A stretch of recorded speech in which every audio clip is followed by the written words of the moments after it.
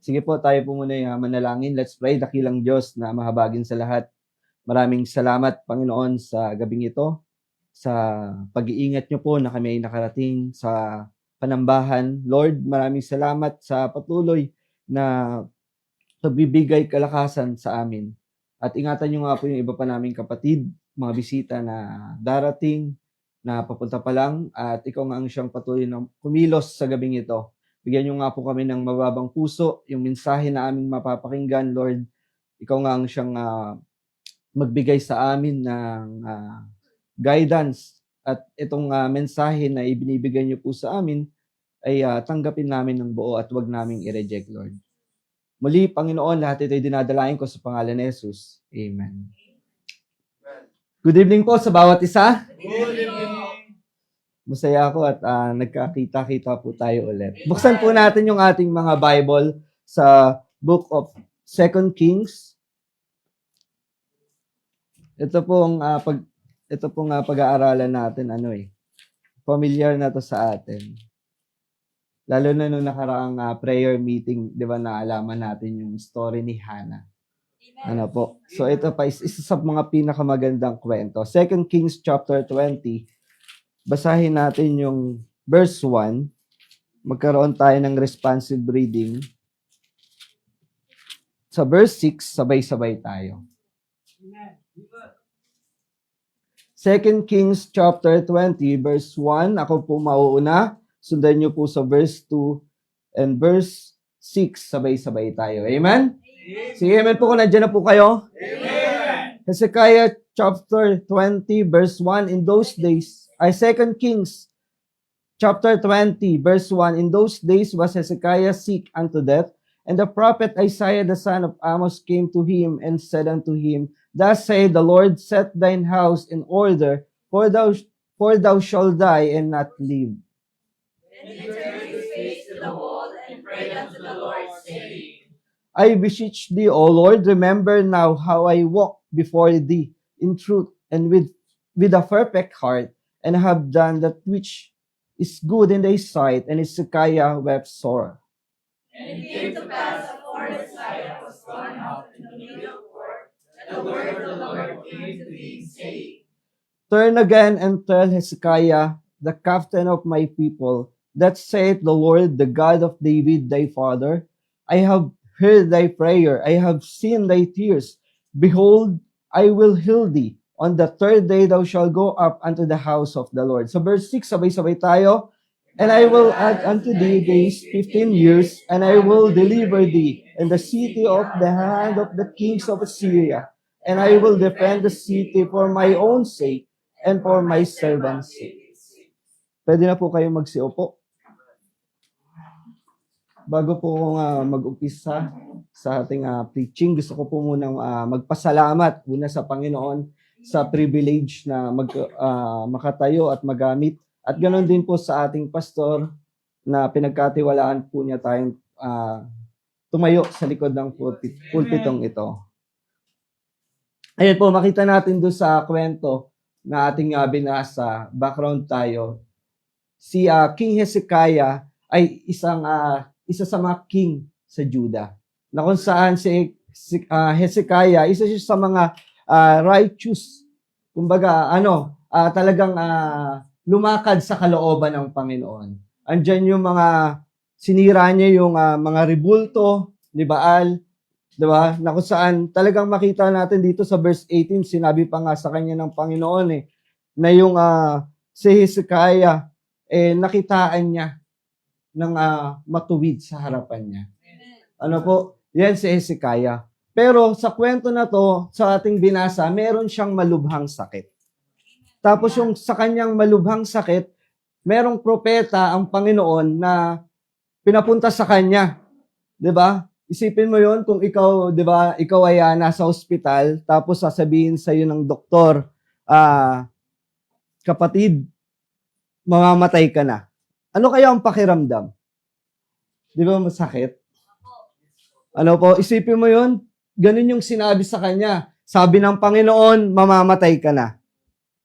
Yun yung sinabi sa kanya. Tapos alam niyo po, yung sa kwento na to, hindi yung ginawa ni Hezekiah, hindi siya nagpatawag ng kung ano-anong magagaling na doktor, kundi siya ay lumapit sa Panginoon. Kaya nga sa kwento na to, 'di ba? Nung umalis na si Prophet Isaiah, kinausap siya ng Panginoon, balikan mo. Sabihin mo ganito. Tawag dito, sabi ng Panginoon sa verse 6, 'di ba? Na kung saan bibigyan siya ng 15 years. Hindi lang siya papagalingin, 'di ba? Bibigyan pa siya ng 15 years. Meron pa, 'di ba? Kumbaga, yung deliverance ng Assyria sa panahon niya, 15 years payapa 'yon. Ano po? Kaya tayo mga kapatid, na makita natin yung buhay ni Hezekiah, isa sa pinakamagandang buhay ni Hezekiah, yung marunong siyang lumapit sa Panginoon. Na kung saan nakita niya yung buhay niya na siya ay mamamatay, walang ibang pwedeng lapitan kundi ang Panginoon lang. Ano po? Kaya makita natin yung sa kwento natin na binasa, ano ba yung bagay na ginawa ni Hezekiah? Ano po? Ang title po ng preaching natin sa gabing ito, Prayer That Moves God. Ano po? Ano kaya yung prayer na talagang makikita mo yung kamay ng Panginoon kikilos? Kasi ganun yung nangyari sa buhay ni Hezekiah. Ano po? Na kung saan makita natin yung buhay ni Hezekiah nung siya po ay nanalangin. 'Di ba? Inutusan niya si Isaiah na balikan mo. Ano ba yung puso ni Hezekiah? Ano ba yung ginawa ni Hezekiah? Ano po? Na makita natin yung unang ginawa ni Hezekiah. Ito yung makita natin. Prayer that touches God's heart. Na-touch yung Panginoon, yung puso niya dun sa ginawa ni Hezekiah. Na kung saan makita natin yung binasa natin, wala na talaga eh. Kasi isipin mo, kung tayo-tayong usapan sa panahon na to, pag sinabihan ka ng doktor na mamamatay ka na, mag-aano ka na eh. Kumbaga kung ano-ano na eh, iisipin mo, doon ka pa mamamatay sa kakaisip. Diba? Yung sakit mo na malala, hindi ka doon namatay, kakaisip. Kasi kung saan ka kukuha ng pangbayad sa bill, 'di ba? Paano naman yung maiiwanan ko? Ano po yung mga mahal ko sa buhay, 'di ba? Doon ka mamamatay. Sa panahon natin ganun tayo mag-isip. Ano po? Pero makita natin ang buhay ni Hezekiah, hindi siya ganun. Na makita natin hindi siya nagkaroon ng option na lumapit sa Panginoon. Wala siyang ibang option kundi pumunta sa Panginoon. 'Di ba? Isipin mo nasa nasa lugar na kung saan matao, tas iniwanan niya 'yon. Tas humarap siya sa wall. Tayo kaya pag tayo po ay nagkaroon ng sitwasyon na mabigat, ano ba yung una nating ginagawa? Ano ba yung una nating ginagawa? Kasi maraming tao sa panahon natin ngayon, ito realidad. Pag may problema, ang unang ginagawa, i-post. 'Di ba? Totoo. 'Di ba? Sa story. 'Di ba? Sa IG, sa Facebook, mag-note. 'Di ba? Parang pinapakita mo na ikaw lang ang may problema. 'Di ba? Na lagi hindi ka nauubusan, araw-araw 'yun, 'di ba? Consistent. 'Di ba? Lagi kang merong problema na pinapakita mo sa ibang tao na wala kang Diyos. Ano po? Lalo na kung ikaw ay Kristiyano, lagi na lang ganun yung post mo. Ano po? Parang pinapakita mo na wala kang Diyos na malalapitan. Kasi ganun yung ibig sabihin nun eh, na binigyan ka ng problema, tapos ang ginawa mo, hindi mo inasa sa Panginoon. Ang nakita mo, final na to eh. Kumbaga, wala nang solusyon na to eh. Final destination daw. 'Di ba? Makita natin, 'di ba? Yung kumbaga, isipin mo yung yung sa korte, 'di ba? May mga nangyayari doon na kumbaga ikaw final na yung decision ng judge, 'di ba? Mamamatay ka na. Pero biglang may dumating na tao. 'Di ba? Meron palang ebidensya, hindi yan yung taong pumatay. Ano po? Tapos napawalan sala ka. Ano po? Ganon din yung problema natin. Huwag nating hayaan na lamunin ka ng problema mo. Huwag mong hayaan na lumapit ka sa ibang tao. Kasi ganyan yung mga tao. Nature ng mga tao yan. Nature natin yan. Na pag meron tayong problema, di ba? Maraming nagsasabi nga dito sa harapan ang unang thinking ng mga Pinoy, di ba? Saan ba ako mangungutang? Di ba? Kaya yung isipin mo yung hindi mo alam yung apps na pag-uutangan, pag nag-i-scroll ka, andyan si Tala, di ba? Kumbaga kung ano-ano yung lumalabas. Kasi meron kang problema sa financial mo. Ano po? Pag sa family naman, nandyan naman yung makikita mo, may mga vlog na at mga reels na ito ang gawin mo, ganito ang gawin mo sa pamilya mo. Ano po? Mas inuuna mo pa yun gawin kaysa lumapit sa Panginoon. Si Hezekiah hindi po ganun. Yung sitwasyon niya, makita natin, binago ng Panginoon. Ano po? Naunang makita natin na ang Panginoon kaya niyang baguhin kahit anong sitwasyon sa buhay mo. Mabigat man yan, magaan man yan, alam ng Panginoon hindi mo kaya. Sabi nga sa Bible for without me, you can do nothing. Ibig sabihin, wala tayong kakayahan. Kasi ang Panginoon lang. Sabi nga di ba? Sa tao, imposible yan. Pero sa Diyos, posible. Ano po?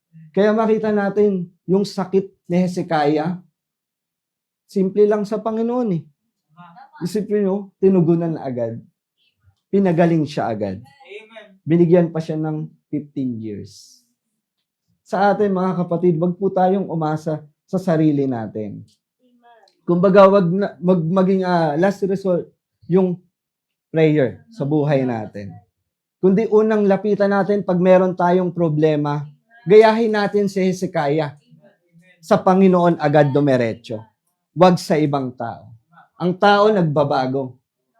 Minsan nanghihingi pa yan ng kapalit. Pag tumulong, kailangan meron ka ring gawin. 'Di ba? Pag hindi mo ginawa yung gusto niya, magagalit pa. Ano po? Kaya wag po tayong lumapit sa tao. Wag po tayong umasa sa sarili nating kakayahan. Ano po? Kung meron kang problema, wag mong asahan. Alam natin, minsan meron tayong yabang. Alam natin, lalo na pag tayo po ay merong talagang nakakaangat sa buhay, meron tayong kakayahan, meron tayong pera, meron tayong talino, meron tayong kahusayan, marami tayong achievement sa buhay. Minsan yun yung ating sinasandalan. Dapat po hindi ganon. Dapat wag tayong maging katulad ng mga tao na ganun na lang yung thinking nila lalo po tayo mga ligtas. Ano po? Na bilang isang ligtas, unang iniisip natin kung kanino ba tayo dapat lalapit. Sa Panginoon dapat. Amen? Kumbaga wag nating hayaan na makita natin yung sarili natin na tayo po ay nakaasa sa sarili natin. Wag tayong umasa sa tao, wag tayong umasa sa sarili natin. Ano po? At lalong-lalo wag tayong umasa sa pera. Ano po? Kasi ang blessing ng Panginoon, hindi lang po sa pera. Ano po? Kahit sobrang dami mong pera kung bibigyan ka ng karamdaman ng Panginoon, wala yang kakayahan para bigyan o duktungan ang buhay mo. Kung yung sakit mo, 'di ba, binigyan ka ng taning, 1 month ka na lang. 'Di ba, hindi naman posible 'yon sa Panginoon.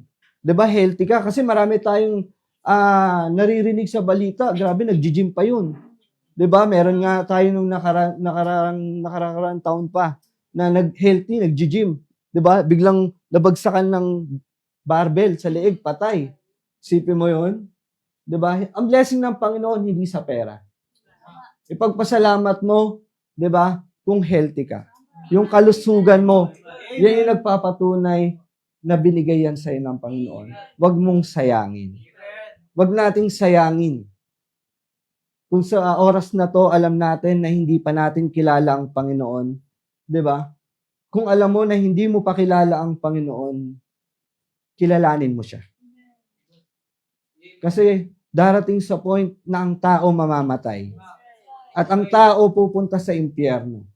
Yan ang sabi sa Bible. Kasi ang sabi sa Bible, ang tao po ay makasalanan. Kaya bilang isang makasalanan, meron kang pagbabayad. Kailangan mong pagbayaran yung kasalanan mo. Dito nga sa mundo natin, sa batas ng Mandaluyong, merong pagbabayad sa kasalanan eh. Makukulong ka. Sa harap din ng Panginoon. Darating sa point na ikaw ay mamamatay. At kailangan mo ng tagapagligtas. Ang Panginoong Hesus. Kailangan mo siyang tanggapin. Amen? Kaya makita natin yung buhay ni Hezekiah. Hindi dahil hindi siya natakot, kundi gusto niyang lumapit sa Panginoon. Isa pang makita natin dito mga kapatid, ang prayer, powerful siya pag personal. Yes, merong public, yung nangyari kay Peter, na kung saan siya ay nakalaya. Pero meron ding personal, katulad ng kay Hannah, katulad ng kay Hezekiah. Makita natin yung prayer nila na kung saan hindi lang nag-pray sila sa Panginoon. Ang prayer hindi nakukuha sa haba, sa ganda ng sinabi, sa mga kung ano-anong words na pang matalino. Ang tinitignan ng Panginoon, yung puso mo. Ano bang laman ng puso mo? Hindi niya tinitignan yung ang ganda naman ng prayer ni kapatid. Hindi yan yung nakikita ng Panginoon. Unang tinitignan niya, totoo ka ba? Totoo ba tayo? Kasi pag hindi ka totoo, hindi yan sasagutin ng Panginoon. Sa tuwing tayo lalapit, maging totoo po tayo sa sarili natin. 'Di ba? Sarili mo na nga lang, niloloko mo pa. Lalapit ka sa Panginoon. Tapos magagalit ka, hindi tinupad ng Panginoon. Even sa sarili mo, hindi ka totoo. Dapat maging totoo ka sa sarili mo. Tapos lumapit ka sa Panginoon. Si Hezekiah, totoo siya dito. Nangangailangan talaga siya ng tulong. Yung sinabi niya sa Panginoon, Lord, alalahanin mo ako. Kaso, nung lumapit siya, meron siyang binanggit sa Panginoon. Meron ka bang bagay na ginawa para sa Panginoon talaga? Kasi si Hezekiah, sinabi niya, Lord, naging ako matuwid sa harapan mo. Ikaw ba? Ano bang nasa isip mo na pag lumapit ka sa Panginoon, Lord, naging matuwid ako. May mga bagay akong ginawa para sa iyo. Meron nga ba? Meron ba talaga tayong ginawa? Kasi si Hezekiah, ganun yung sinabi niya. Kaya nga, na-touch ang Panginoon. O nga, yung anak ko na to. Di ba? Pag tayo nga, tingnan niyo po ang mga bata. Pag ang bata may ginawa, di ba ang magulang, posibleng hindi niya yan bigyan. Di ba? Pag ang bata hindi marunong maghugas, di ba? Kahit anong hingi niyan sa magulang, hindi yan bibigyan. Ano po? Kasi pag binigyan mo, magiging sutil yan. Parang ganun po ang relasyon natin sa Panginoon. Isipin mo, sino ba ang magulang na yung anak tarantado, nag-a-addict, tapos naghingi sa'yo ng 1,000? Bibigyan mo? Di ba hindi? Si Hezekiah, kung ano yung kailangan niya, yun yung hiningi niya. Kung nakita ng Panginoon, itong taong to matuwid. Ginawa ang kalooban ko. Yung mga tao ko na lumayo sa akin, ginamit siya para mapalapit ulit sa akin, makabalik. Yun yung ginawa ni Hezekiah. Ano po? Tayo kaya, ano ba yung bagay na pwede nating ipaalala sa Panginoon? Hindi dahil tayo ay mayabang, di ba? Kundi gusto natin paalala sa Panginoon na, Lord, naging minsan matuwid ako. Alalahanin mo ako. Kasi ganun yung sinabi ni Hezekiah. Isipin mo yun, sino ba namang magulang ang hindi matatouch na yung anak ko nagsisipag mag-aral? Tapos, wala siyang kagamit-gamit, di ba? Walang ballpen, walang ano, parang sinauna lang, tas pag nag-aaral, gasera lang, di ba? Siyempre, wala namang ganun. Pag alam mo, ikaw ang magulang, di ba? Pag alam mo, kahit ikaw kapatid lang, meron kang kapatid na masipag mag-aral, ibibigay mo yan. Kasi masipag siya mag-aral eh. Lalo na pagka meron kang kakayahan, tulungan siya. Kaya nga marami tayong napapakinggan na grabe yun, no? Isipin mo yun, talagang sinuko niya yung pag-aaral niya, nagtrabaho siya para yung kapatid niya mapagtapos niya. Ganon din ng Panginoon. Di ba? Na nakita niya na matuwid ang puso ni Hezekiah. Malinis ang puso ni Hezekiah. Okay ang intensyon ni Hezekiah. Kaya nga niya binigyan. Pinagaling niya. Amen? Sana maging ganon din po tayo. Katulad ni Hezekiah, na sa tuwing tayo po ay lalapit sa Panginoon, yung prayer natin, hindi routine lang. Hindi yung nakasanayan lang. Ano po, yung na pag lalapit tayo, di kasi may tao, yung pipray ako. Ano po, hindi po dapat ganon. Hindi yung formal lang. Kundi pag lumapit tayo sa Panginoon, totoo. Na yung intention natin, totoo. At syempre mga kapatid, pag tayo po ay lumapit sa Panginoon, pag tayo po ay lumapit sa Panginoon, sa prayer, sana naman po pag tayo po ay lumapit, yung prayer na ilalapit natin sa Panginoon, pagkatiwalaan natin siya. Wag po tayong lalapit. Wag po tayong lalapit sa Panginoon na hindi tayo nagtitiwala sa Kanya. Ano po?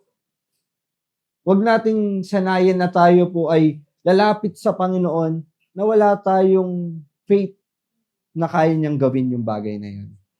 Amen? Kasi, isa yun sa dapat nating gawin. Pag tayo po ay lalapit sa Panginoon, kailangan po natin na merong pananampalataya. Kasi kung wala tayong pananampalataya, wala din yung paglapit mo. Sayang yung laway. Sayang yung oras. Hindi ka rin naman pala naniniwala. Parang ganito lang yan. Lumapit ka sa isang tao na alam mong kaya niya. Pero lumapit ka lang. Pero hindi ka nag-expect na gagawin niya. Na yung nilapit mo sa kanya na tawag dito? Lumapit ka lang. Sabi mo lang, pasuyo naman, pagawa naman ako dito. Pero yung tao na yun, kaya niyang gawin. Tapos ikaw, wala kang tiwala sa kanya na magagawa niya. Ano kayang mararamdaman ng tao na yun? Di ba sasabihin niya, wala ka naman tiwala sa akin eh. Di ba? Ganun tayo pag lumalapit sa Panginoon. Na dapat pag lumapit tayo sa Panginoon, meron tayong tiwala. Buo yung tiwala natin. Hindi partial. Di ba? Lord, nagtitiwala ako sa iyo, pero meron kang option. A, di ba? Magtiwala sa Panginoon. Option B, pagka hindi umobra, ako na ang bahala. Di ba? Dapat wag ganun. Amen? Isa lang dapat ang option. A, ang Panginoon. Amen? Wag nating, wag na po tayong gumawa ng kahit anong option. Kasi si Hezekiah, hindi niya yun ginawa. Isipin mo yun, iniwan niya ang crowd. Tapos, pumunta siya sa isang lugar kung saan nakipag-usap siya sa Panginoon. Ang ganda nga ng senaryo na yun eh. Isipin mo, pinabalik pa ng Panginoon. Uy, sabihin mo doon, papagalingin ko siya. Bibigyan ko siya ng 15 years pa. Amen? Amen.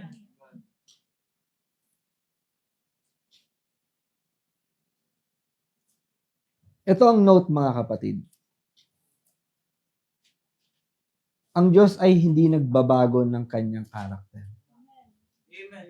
Kung nagawa niya yon kay Hannah, nagawa niya yon kay Hezekiah, sa'yo din kaya niyang gawin. Sabi nga, di ba sabi nga sa Bible, I, the Lord, I change not. Hindi siya nagbabago. Sabi nga today, ano yun, yung isa kanta?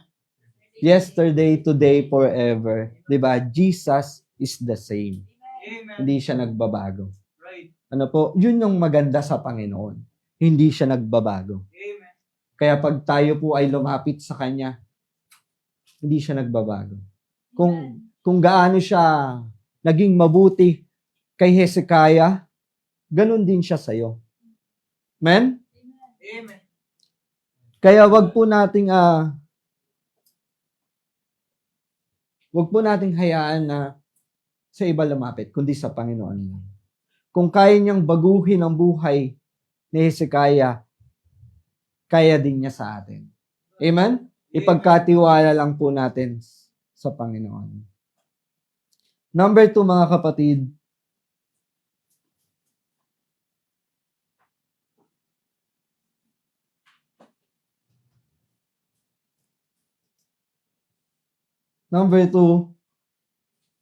prayer that brings God's intervention.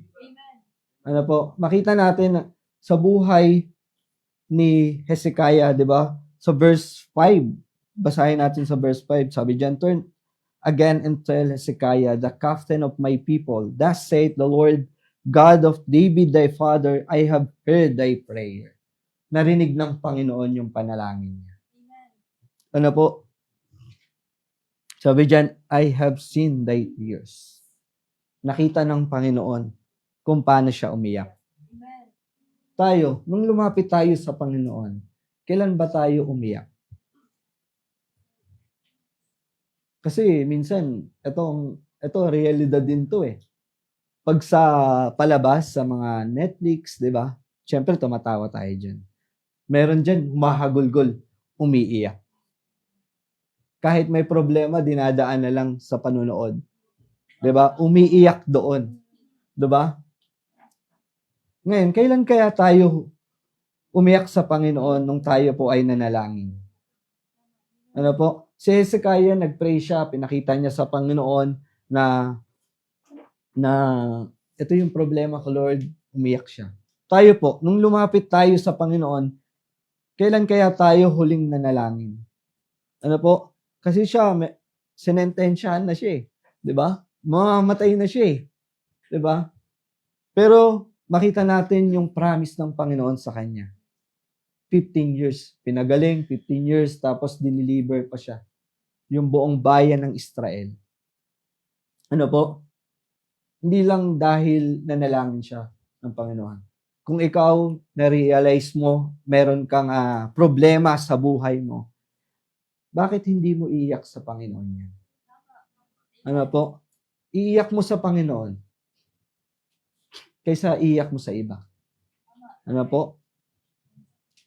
Na kung saan unang puntahan mo ang Panginoon, iyak mo sa Kanya, sabihin mo kung ano yung bagay na kailangan mo.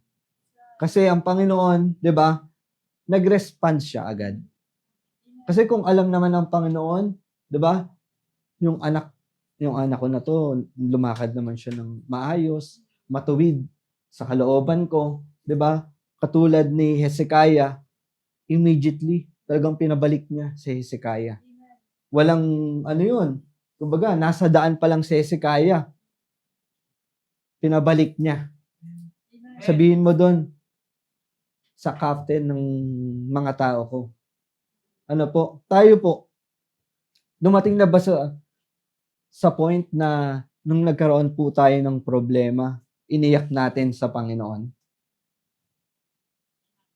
O pag lumapit tayo sa Panginoon, parang wala lang? Ang prayer ba natin ganito? Lord, bahala ka na. Yes, alam ng Panginoon kung ano ang pangangailangan mo. Alam niya kung ano yung kailangan mo sa oras na yun. Pero gusto ng Panginoon sa'yo mismo manggaling. Bakit? Gusto niyang makita mo na dapat mababa ka. Na pag tayo po ay lumalapit sa Panginoon, meron tayong mababang puso. Hindi yung puro yabang. Ano po, yun talaga yun eh.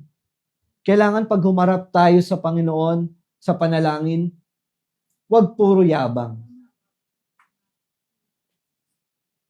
Kasi hindi po yun yung magiging solusyon para tayo po ay pakinggan ng Panginoon. Sabi nga niya, I have seen thy tears. Nakita niya yung iyak ni Hezekiah. Makikita din ng Panginoon yung iyak mo. Basta lumapit ka lang sa Panginoon. Kaya tayo mga kapatid, ang prayer,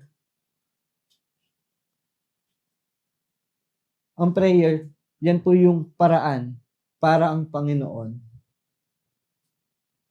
kumilos. Amen? Kumbaga, maraming tao ito lang mga kapatid, maraming tao busy sa ministry. Ano po?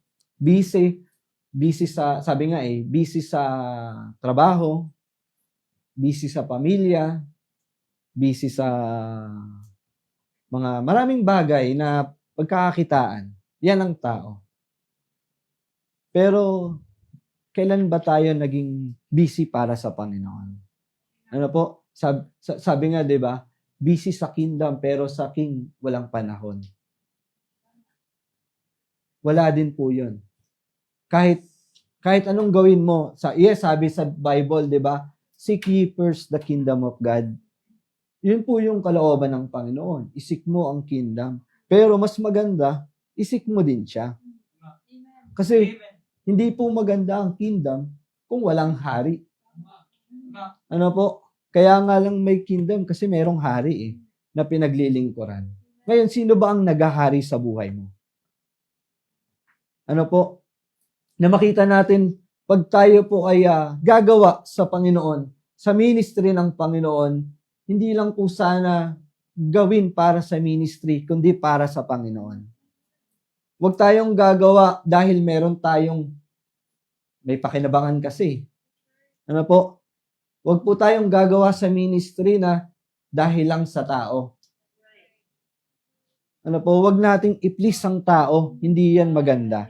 Kasi hindi yun kalooban ng Panginoon na i-please mo ang tao, kundi ang Panginoong Hesus lang dapat. Amen? Na makita natin mga kapatid, yes, unahin natin ang ministry ng Panginoon, pero wag mong kalimutang mag-devotion. Wag mong kalimutang manalangin. Kasi sa tuwing tayo po nagdi-devotion, nananalangin, ang kaharap mo dito ang Panginoon. Ano po? Ikaw ba? Bilang isang tao, dalawa kayong magkausap, gusto mo ba nag-uusap kayo sa iba siya nakatingin? Di ba pong babastos yun? Hindi siya maganda. Nasasabihin mo, makikipag-usap ka sa isang tao, tapos nakatalikod ka.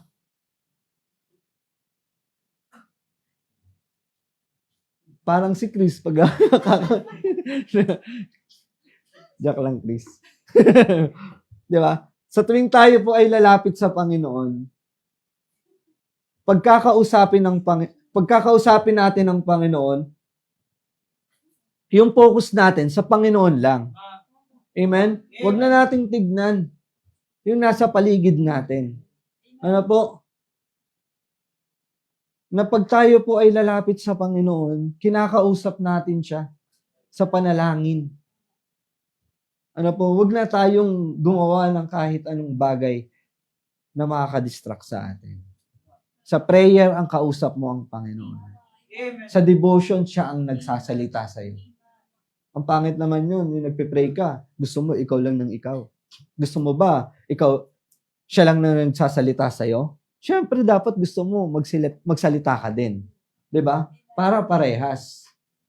Ano po? Kasi ang Panginoon, gusto niya magkaroon tayo ng relasyon. Personal relationship. Ano po? na hindi mo lang siya basta kilala bilang tagapagligtas, kundi magkaroon ka ng knowledge sa kalooban niya. Amen?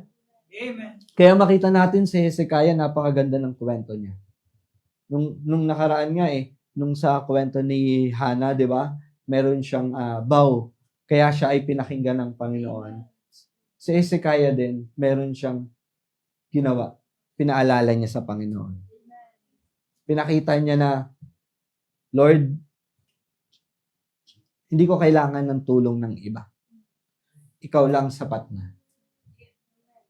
Amen? Yun ang makita natin sa buhay ni Hezekiah. Kasi siya hari 'Di ba? Ano bang bagay na hindi niya kayang bilhin? 'Di ba? Kahit ang pinakamagaling na doktor, kaya niyang papuntahin sa palasyo. 'Di ba? Marami siyang pera. 'Di ba? Kahit siguro yung mga magician, mga albularyo, pwede niyang papuntahin, pahula siya doon. 'Di ba? Pero makita natin si Hezekiah, hindi niya yun ginawa. Ang ginawa niya, lumapit siya sa Panginoon. Kaya mga kapatid, gayahin natin yung buhay ni Hezekiah. Napakaganda ng kwento niya. Kung ikaw sa gabing ito, meron kang mabigat na problema, meron kang mabigat na problema sa pamilya mo, sa trabaho mo, sa sarili mo, even sa sarili mo, syempre minsan may problema ka dyan 'Di ba? Ilapit mo sa Panginoon. Amen. Huwag mong sarilinin. Huwag mong gawin yung ginagawa ng iba na pag merong problema, sinasabi agad sa tao. Unahin mo sa Panginoon. Amen? Conclusion natin mga kapatid,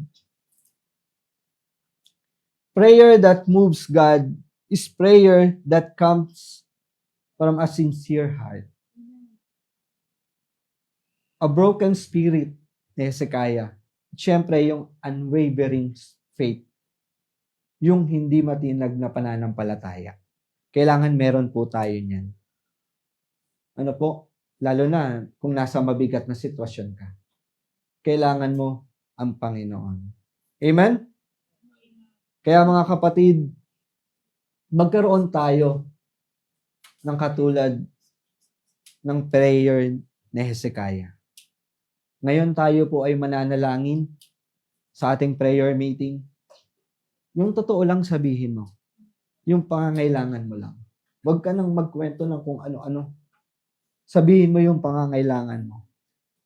Diretsuhin mo ang Panginoon. Amen? So sa gabing ito, ang title po ng message natin, Prayer that Moves God. So yun lang po, at hinihiling ko ang bawat isa na tumayo na.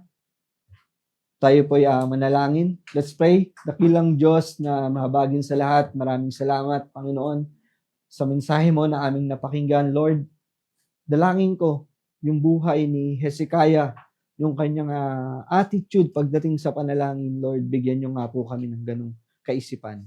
Ganong puso, Panginoon, na yung aming ilalapit sa inyo ay totoo, Panginoon, at merong pananampalataya.